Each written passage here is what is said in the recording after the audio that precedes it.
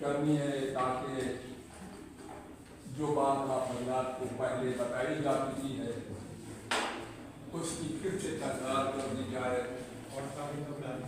جس طرح سے قرآن مجید ہمارا ہے، جس طرح اللہ کا کلام ہے کہ ہم قرآن کے ہر واقعے کو ہر روز پڑھتے ہیں اور ہر روز دیکھتے ہیں، اس کی غرض یہ ہے کہ تکرار ہوتی رہے اور بات آپ کے ذہن و دماغ سے الگ نہ بڑھ پائے.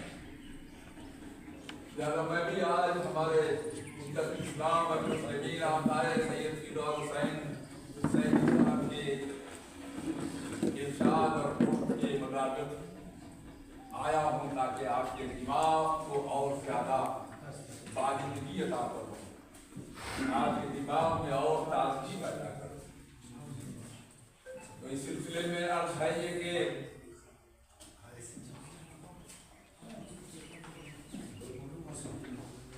قرآن مجید جو ہماری کتاب ہے اور ہماری زندگی کا لائق عمل جس کے اندر اللہ نے کر دیا ہے،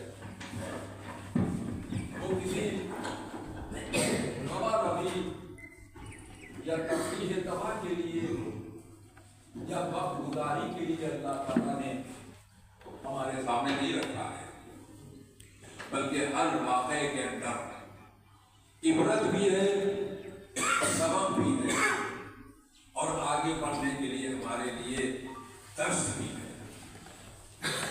تو قرآن یہ کہہ رہا ہے کم من فئۃ قلیلۃ غلبت فئۃ کثیرۃ بإذن اللہ واللہ مع الصابرین.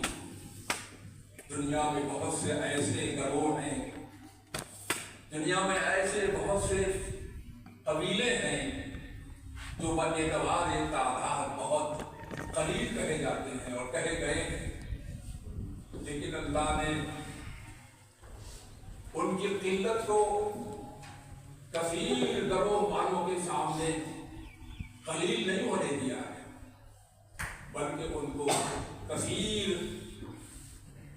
قوم والوں پر، کثیر گروہ والوں پر، کثیر امت والوں کے اوپر غلبہ عطا کیا ہے. اور یہ غلبہ کس وقت حاصل ہوتا ہے؟ یہ غلبہ اس وقت حاصل ہوگا جب اللہ ساتھ میں رہے گا.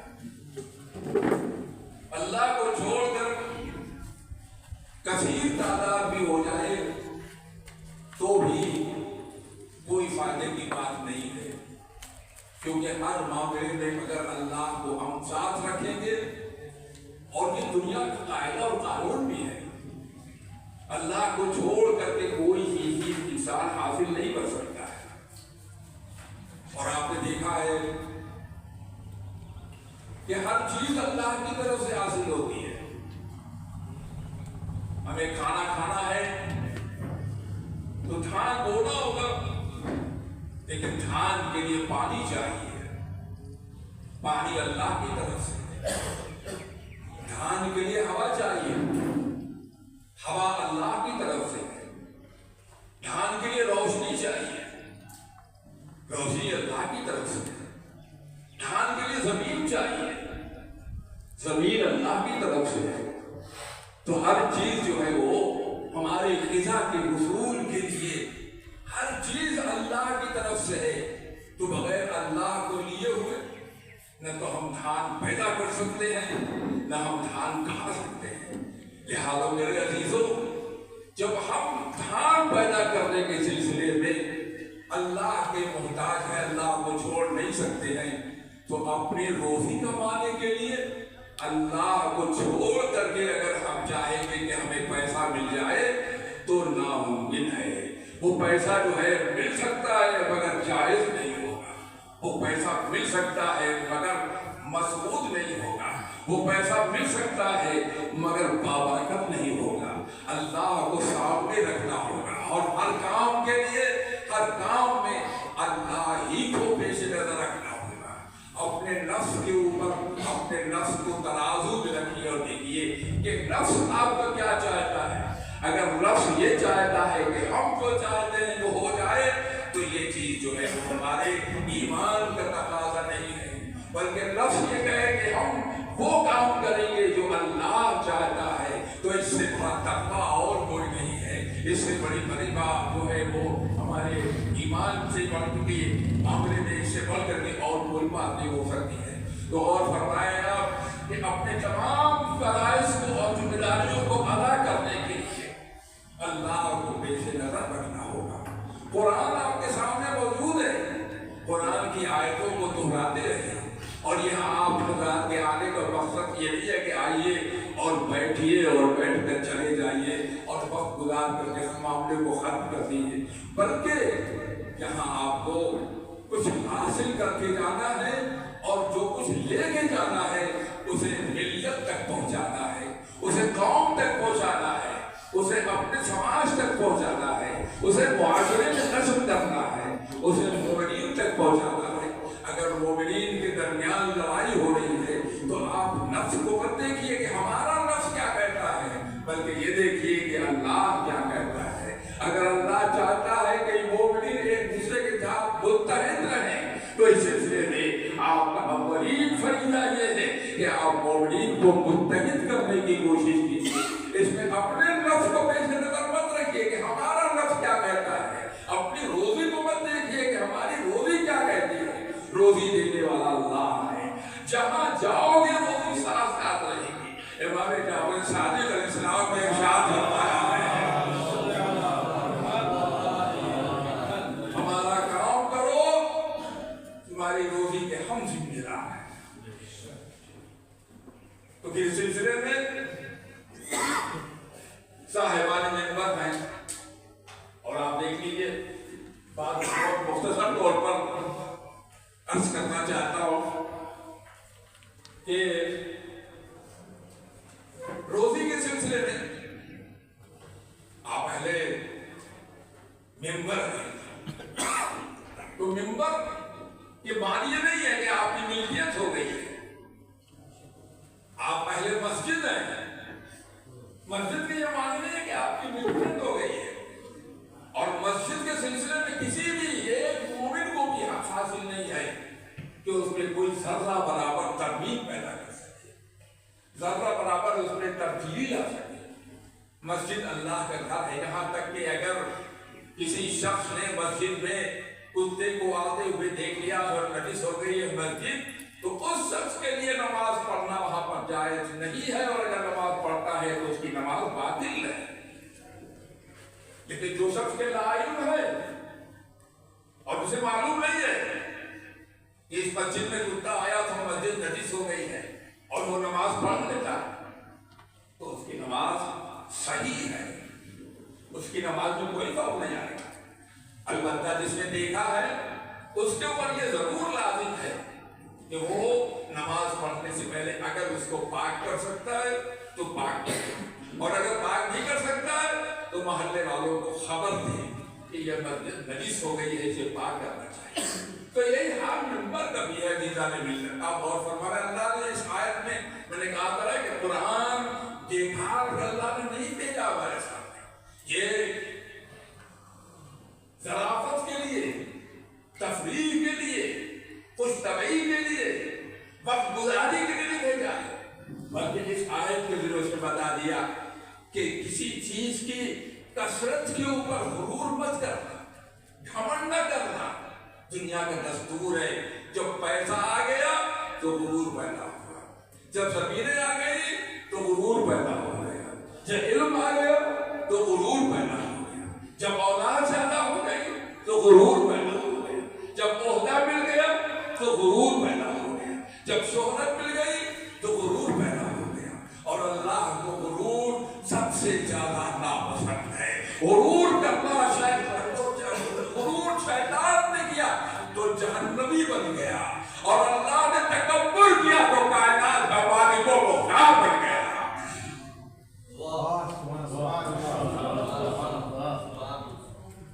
اس لیے اپنے کو جتنا جھکاتے جائیں گے، جتنا جھکاتے جائیں گے، جتنا جھکاتے جائیں گے. ہمارے یہاں یہ سب پڑھے ہوئے لوگ ہیں، میرا تو رشاد آپ نے پڑھی ہے آئینہ اخلاق، اس میں آپ کو ملے گا امام جعفر صادق علیہ السلام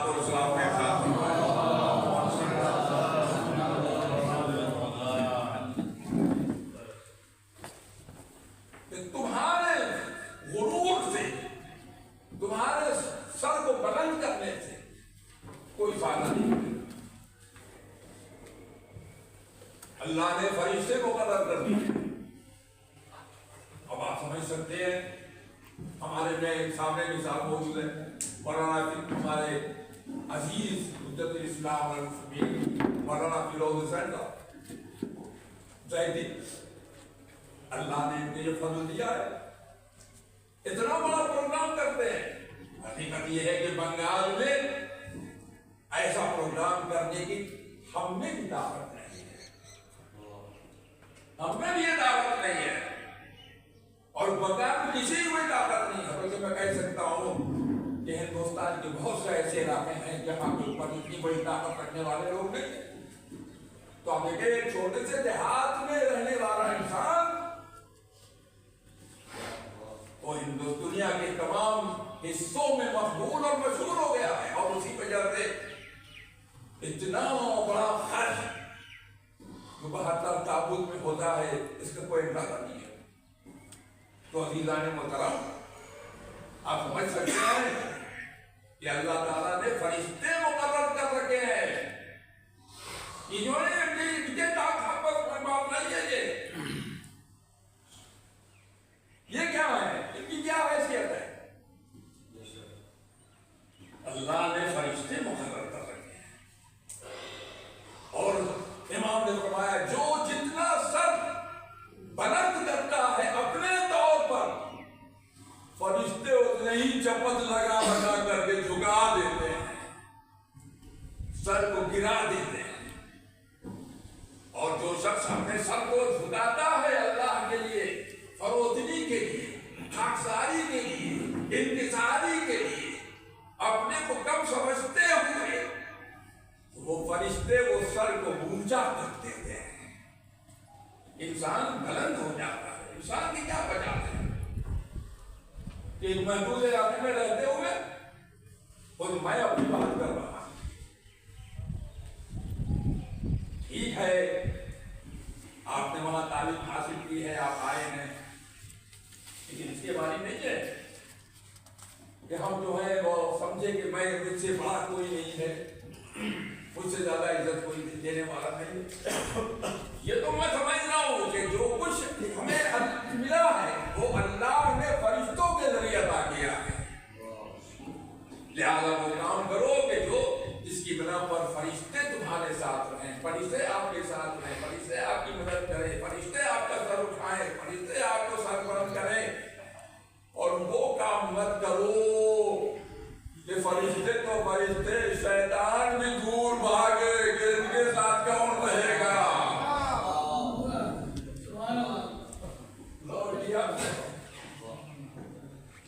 تو اسی بات کے اوپر میں اپنی بات کو انشاءاللہ پھر موقع ملے گا تو آپ حضرات کے سامنے آؤں گا. میں مائی جناب اور مسلمین آدھائے بلو سرحا کا ذکر میں پیش کر رہا ہوں. ربنا تقبل منا انکا انت السمیع العلیم.